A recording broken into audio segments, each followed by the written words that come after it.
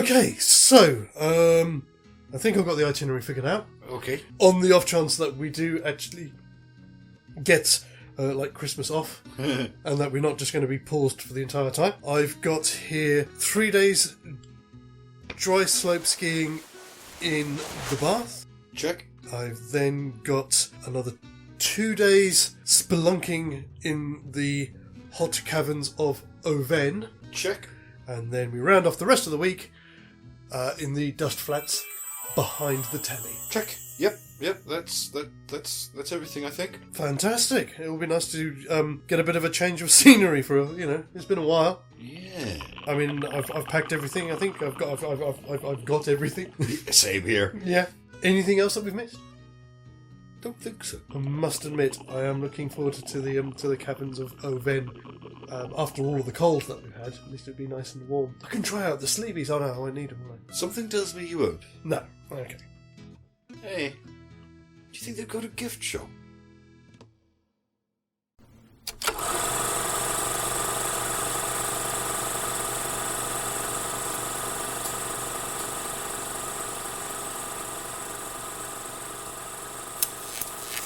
Maybe moment. Welcome back, ladies and gentlemen, once more to our inviting and cosy nook. That's what you'd like to call it?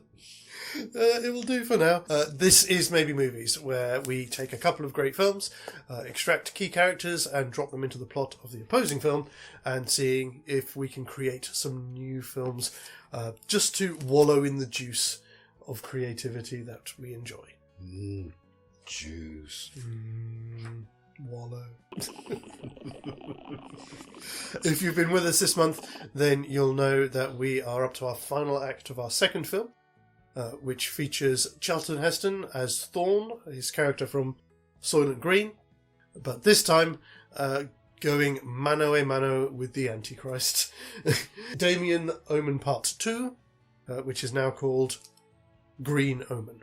Indeed. I suddenly realised that I know Jen did suggest that we call it Omen Green instead, then I completely forgot. So, oops. Sorry. Before we start, as always, quick reminder that we do have our viewers poll running on our social media. So it's on our Twitter page, it's on our Patreon page, and it will also now be on our story, both on the Maybe Movies Facebook page story, and it'll be on the Zadrum Instagram story as well, running for the next 24 hours. So please do get your votes in for which of the two films would be the one that you would most like to go and see at the cinema if they could actually be made. And at the beginning of next month, if we don't get a month off, if we will announce the winner. Before we start, I'm just going to do our traditional shout out. Of course. And this one is for one of our oldest supporters again, and is a guy who's always first out of the stables every time one of our videos goes up. So this is for Pete from Scratch and Pete PA, who is again a wonderful supporter, great YouTuber. His channel is he's on a mission to make as much cash as he can from scratch cards. Does lots of really great audience involvement, including if you're voting on which of the scratch cards he should use every week, then he'll put everybody in onto the wheel, selects a few, and at the end of the month we'll pick one and then scratch a card for them as well. We have been on the wheel for a long time and have yet to be chosen.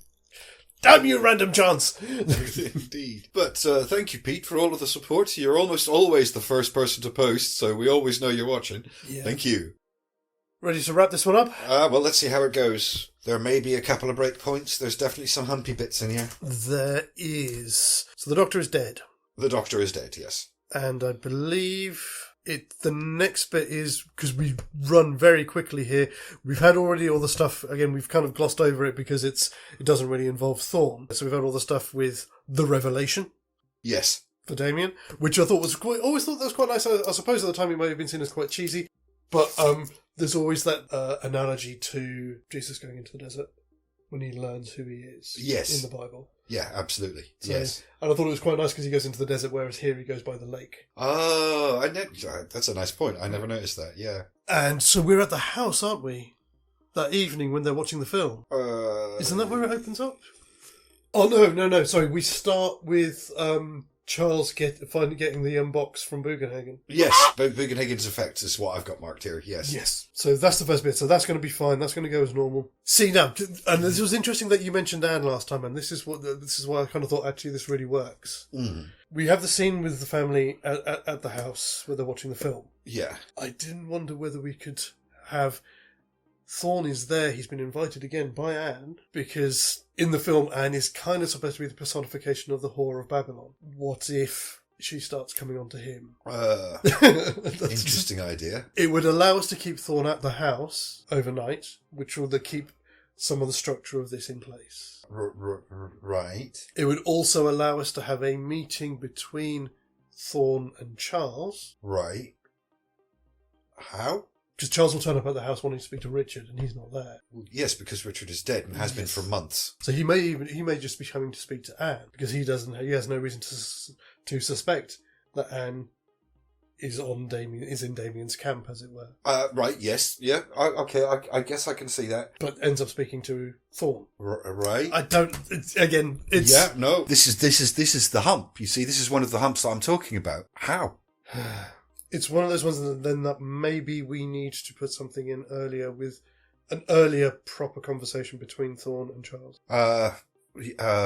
Which is entirely possible because Charles knows Hart, so he could speak to him earlier after Hart gets killed. So that we've established some kind of connection between the two of them. What do you know about it? What more can you tell me about it? Well, see, Charles is the problem because him having a connection to Thorn just doesn't make sense. Because it's got nothing to do with the company. No, but he does have something to do with Hart. He knows that there's a connection because he was there. We said that Charlton Heston was with Joan when they went to the museum and they met Charles and Anne there. Right. I think we also said in Act 1 there was a bit where he first sees where Charlton Heston saw the slide and he heard, oh yeah, that's a friend of mine, a reporter friend of mine, Joan Hart. He was investigating or looking into Hart's death. He would want to speak to people who knew her. If we go back and do that, we're making him 50% more suspicious near the beginning of the movie.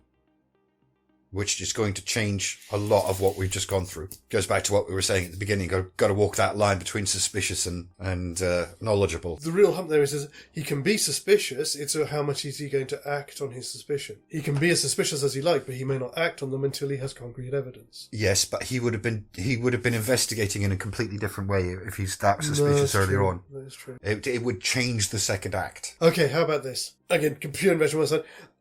Maybe he gets into a conversation with Thorn in the family room because he wants to speak to Anne. He's got concerns. As a defensive thing, and he's like saying, the last thing that she needs is to be hearing this craziness from you. What is it you've got to say? We're all in danger. She's in danger. That's the best I've got. So he ends up having the conversation with Thorn because he wants to speak to Anne and Thorn won't let him because he's worried about Charles distressing her any more than she already is because of what's happened earlier in the day at the factory. What? They had this kind of evening all together because of the events that went around Poseidon's death, don't they? Okay.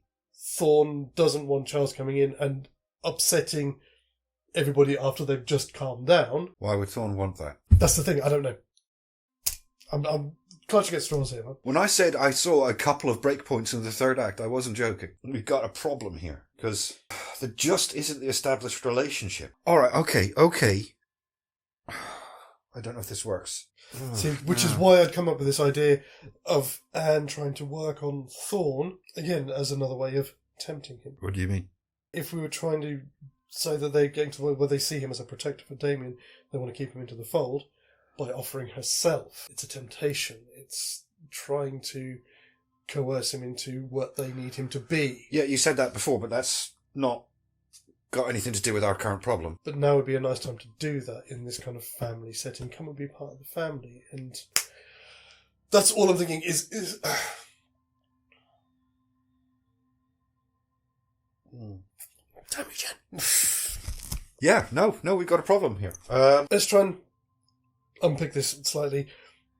Are we saying that there is reason enough for Thorn to be with the family that evening at the house? To put him in situ, first of all. If we're happy with that, then we've got a starting point. Because if we've already established that he was at the hospital when the doctor wants to run some tests, and they said, well, we're going to go out to the town, we're going to go out to the country house, whatever, and could say to him, would you come out later and join us? That would give us a reason for him to be there. Yeah, all right, I know.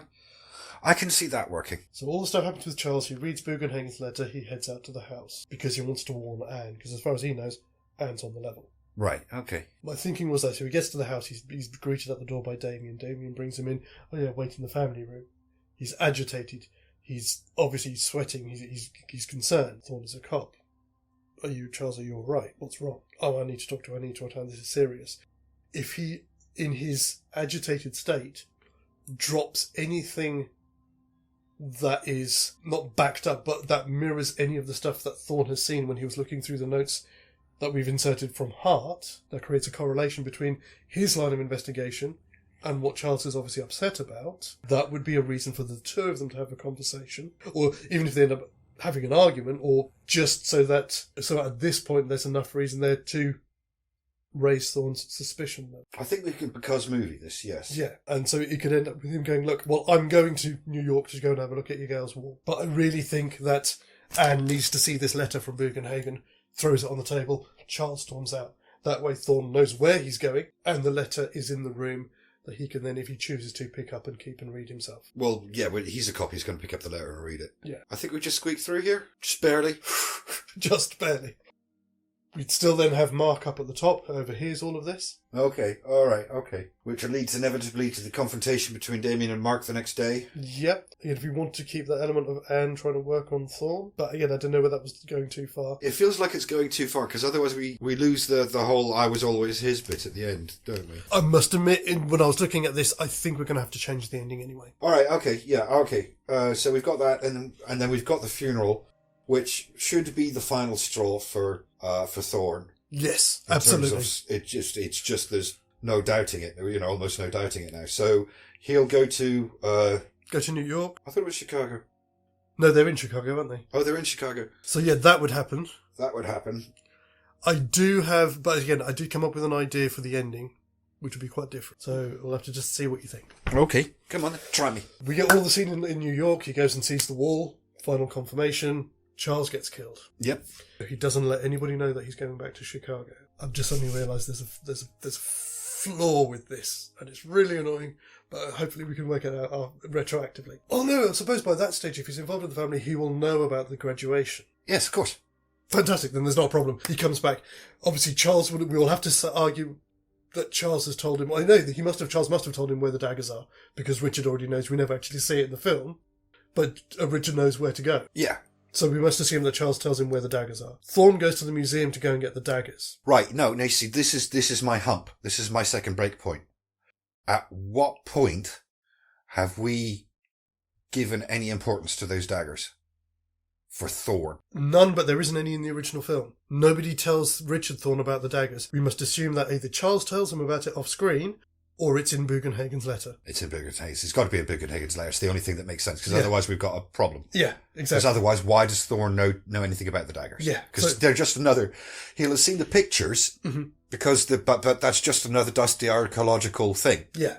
It doesn't have any... To a cop, that doesn't have any relevance. Yeah. So it must have been in his letter. Okay, right, all right. So yeah, he goes to the museum to go and get the daggers. Okay? Uh-huh. We keep in the bit where the boiler explodes, which is obviously in the original film that kills Anne. Yeah. We keep that in, that it's the demonic influence trying to stop Thorne now that it knows that he's trying to kill Damien. So as he's trying to, so we do it as the usual kind of movie thing. He gets there, he has to jimmy the drawer open to get the daggers out, to get to the daggers. Yeah. As he's opening the drawer, boom, the thing explodes, knocks him back. The bag gets caught on something. He falls away. He gets away with one of the daggers. Right. Okay. The others go up in the flames, which puts them in place for where they need to be if we still end up with the third film, which is obviously the start of the third film is them sifting through the rubble after the fire at the museum, which is how they get hold of the daggers. Right. So we keep that continuity there. And then Thorne, being the kind of upfront and straight-talking guy that he is, I reckon he turns up at the celebration after the thing to try and kill Damien. All right. I'm liking it so far, but where's our ending? He gets into a fight probably with Lance Hendrickson, Okay. trying to defend him. Possibly Lance Hendrickson gets killed, I don't know, but we could have it that... See, I wanted to say that he either gets a shot off or he gets a hit either with a dagger or gets a shoots and wounds Damien, and then it's Anne that grabs the dagger when it gets knocked out of his hand and stabs him with it. I feel like him being the cop, he should shoot him. That's what I thought. And that also means that he hasn't got a hold of the dagger, so we don't have to explain how a woman's going to be able to get that from in 1973 Charlton Heston. Yeah, well, I think in the struggle with Lance Henriksen, it gets knocked out of his hand. Yeah. And she picks it up and runs up behind him and stabs him with the dagger. Yes. All right. Sorry for the massive spoiler, but I can't avoid it. As a foil to, or as an equivalent to Soylent Green is people, Damien Thorne is evil! Damien Thorne is evil! That's his dying words. Yeah. yeah, why not? And evil dies tonight. That's my thinking. That's what I've got. Dude, you've given us an ending, which, to be honest, you saw me 5 minutes ago. I was sitting there going, "How are we going to do this?" It's not going to work. Yeah. You've given us an ending. Oh, thank you very much. I take it that's a sorry. No, you've given us an ending. Jesus Christ, how many notes did you have for that? For that one, yeah. Just the word ending. That's it. Oh, right. I've thought about it. No, I just mean that's like 5 or 6 pages of notes there. No, that was all for the earlier acts. That's Act 2. Dude, that's what I meant. I meant about the whole movie. Oh, I'm sorry. How many notes do you need to take for one whole movie? Well, we got there. Whew, there you go, Jen. Are you happy? Look at what you make us do. We're going to take a couple of minutes, cogitate, and we'll be right back with our votes. Okay, so I'm on 7. Oh gosh, I'm on 5. Okay, so what do you think? I'm gonna have to go for Soylent Too. I just didn't like Green Omen. Just didn't like it. I wouldn't enjoy watching that movie. I'm going to have to agree with you. Structurally, I think, and only just, Green Omen does work with a lot of allowing for because movie. Yeah. More than we probably normally would like, and what we normally allow. Yeah. His character is so much of his time in Soylent Green, that to extract him and put him into a completely different world setup is really difficult to make work. We've been doing because movies since the first act just to get it to function. Yeah. It's just not a good movie. Whereas the other one, there's some nice layers there, and it works a lot better. I think William Holden would have preferred that kind of role. Yeah, probably. If he could have got that in that context. We've taken somebody who really probably shouldn't be a protagonist and turned him into a very likeable and very relatable protagonist. Yeah, I think we did some decent work there. Yeah. So 100%. Yep. Soylent Too as well. So there you go, folks. It's unanimous for once. So it's now over to you. Please have a look back over the month, check out the episodes, give them a watch, give them a mull, and let us know on our various polls which one you think should win. And again, as I say, if we have to do this again next month, we will let you know at the pitch meeting who is the winner. Until then, as always, have a wonderful end of the month, and we will see you at the start of December. Indeed. As always, guys, TTFN. I'm still hoping, though, that maybe after all of the hard work that we've done, we can get, like, a Christmas off for a change. An actual holiday season. That would be nice. I mean, Wouldn't it would be good. What do you say? I mean, something? Anything? Just some kind of sign about... I don't think that's the sign we wanted. That sounded a little... ominous. Ba ba ba ba ba ba ba ba ba ba ba ba ba ba.